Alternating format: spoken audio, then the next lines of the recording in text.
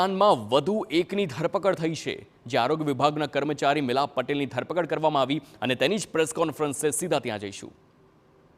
ગુનો દાખલ થયેલો એ ગુનાની હકીકત એવી હતી કે જે ખ્યાતિ હોસ્પિટલમાં બનાવ બનેલો તે બનાવમાં કેટલાક લોકોની આયુષ્યમાન કાર્ડ કઢાવવા માટે અને એ કાર્ડ કઢાવવા માટે જે એપ્રુવલ આપવાનું થતું હોય એ એપ્રુવલ મેળવવા માટે કેટલાક ગેરકાયદેસર કૃત્યો કરેલા ધ્યાન પર આવેલા, જે બાબતેની ફરિયાદ દાખલ થતાં જે તે વખતે કુલ 6 આરોપીઓને અટક કરેલા। તે પૈકી નિમેશ ડોડિયા જે મુખ્ય આરોપી હતો તેને તથા બીજા 5 આરોપીની અટક કરી નામદાર કોર્ટમાં રજૂ કરી જ્યુડિશિયલ કસ્ટડીમાં છે અને તે લોકોના ફોન તેમજ તેમનો ઇન્ટ્રોગેશન કરતાં માલુમ પડેલું કે જે નિમેશ ડોડિયા છે અને બીજા જે એના સાગરીતો છે એ લોકો કેટલાક વોટ્સએપ ગ્રુપ બનાવી અને આવા જે લોકો હોય જેને આવું કાર્ડની એપ્રુવલ માટેની જરૂરિયાત હોય એવા કાર્ડની એપ્રુવલ માટેની જરૂરિયાતવાળા લોકો અંદર મેસેજ કરતા અને જેની જોડે પહોંચ હોય કે ભાઈ મારી જોડે એન્સર કંપનીની પહોંચ છે કે મારી જોડે કોઈ બીજી ગવર્મેન્ટની લિંકની પહોંચ છે તો એ માણસો એ લિંક એ એપ્રુવલ આપી અને કાર્ડ દીઠ એમણે મ્યુચ્યુઅલ અન્ડરસ્ટેન્ડ કરી 200-500 જે પૈસા નક્કી કર્યા હોય તે પૈકી લેતા। એટલે એ બાબતની ખરાઈ કરતાં આજરોજ ગઈકાલ તારીખ 26ના રોજ મિલાપ પટેલ કે જેઓ PMJYની ઓફિસ છે ત્યાં આગળ કોન્ટ્રાક્ટ બેઝ ઉપર પ્રોજેક્ટ ઓફિસર તરીકે નોકરી કરે છે, જેમને પોતાને પણ એક આઈડી આપવામાં આવ્યું છે અને એ આઈડીથી તેમનું કામ એવું હતું કે એ આઈડીથી એ આવા જે આયુષ્યમાન કાર્ડ બનેલા હોય તેના રેફરન્સ નંબર આધારે તેને મેચ કરી રેશન કાર્ડ તથા આધાર કાર્ડ મેચ કરી તેને એપ્રુવલ આપવાનું કામ હતું। તો નિમેશ ડોડિયા અને આ મિલાપ પટેલ બંને એક જ ગ્રુપ કે જે ગ્રુપ આવું રેફરન્સ આધારે એપ્રુવલ આપવા માટે બનેલું તેવા ગ્રુપમાં જોઈન થયેલા હતા। તો નિમેશ ડોડિયાએ મિલાપ સાથે સંપર્ક કરેલો અને મિલાપને જણાવેલ કે હું આવી ખ્યાતિ હોસ્પિટલ અને બીજી કેટલીક મારી અંગત ઓળખાણવાળી જગ્યાઓ છે ત્યાં આગળ આ રીતના આયુષ્યમાન કાર્ડ બનાવવા માટેની જરૂરિયાતો ઊભી થતી હોય છે અને ઝડપી એપ્રુવલ કરી આપીએ તો આપણને સારા એવા પૈસા મળતા હોય છે। તો એ બાબતે એણે મિલાપને વાત કરી અને મિલાપને કીધું કે તમે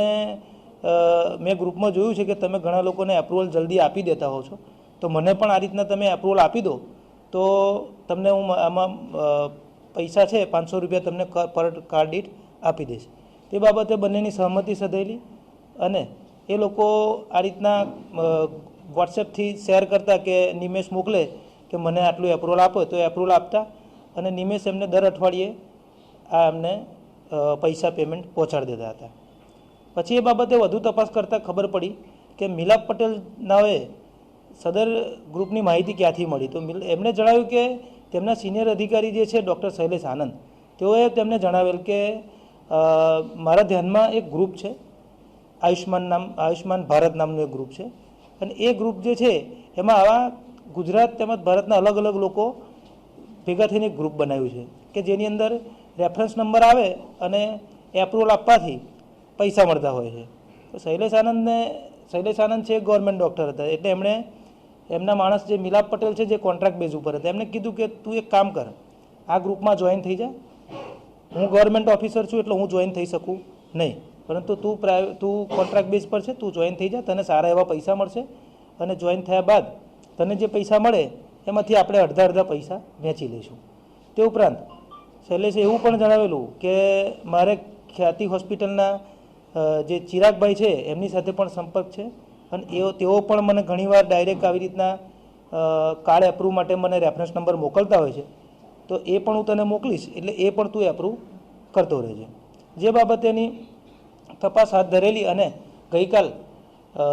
બંને આરોપીઓને અટક કરેલા છે, આજરોજ નામદાર કોર્ટમાં રજૂ કરી રિમાન્ડ મેળવવાની તજવીજ ચાલુ છે। એ સિવાય અન્ય એક આરોપી છે નિખિલ ઘનશ્યામભાઈ પારેખ, જેમ અગાઉ વાત કરી તેમ જે અગાઉના 6 આરોપીઓ પૈકી નિખિલ જે છે એ ગુજરાતનો જે એન્સર કંપની હતી એનો હેડ હતો। એટલે એનું કામ એ હતું કે ગુજરાતની અંદર આવા જે આયુષ્યમાન કાર્ડ બનવા માટેના જેટલા રેફરન્સ નંબર આવે તેને વેરીફાઈ કરવા અને એની અંદર જો મેચ થતું હોય તો એને એપ્રુવલ આપવા। તો એને પોતાની જે પાસે આઈડી હતું તે આઈડી ઉપરાંત બીજા અન્ય ઘણા આઈડી બનાવેલા અને એ આઈડી બનાવી એણે એના લાગતા વળગતા માણસોને આપેલા અને એ પૈકી અગાઉ જે આરોપીઓ પકડાયેલ છે નરેન્દ્રસિંહ ગોહિલ એમને પણ એમણે આ આઈડી આપેલું અને નરેન્દ્રસિંહ ગોહિલ જે છે એ આઈડીના બદલામાં આ જે નિખિલ પારેખ છે એમને દર મહિને 8 થી 10 હજાર રૂપિયા આપતા હતા.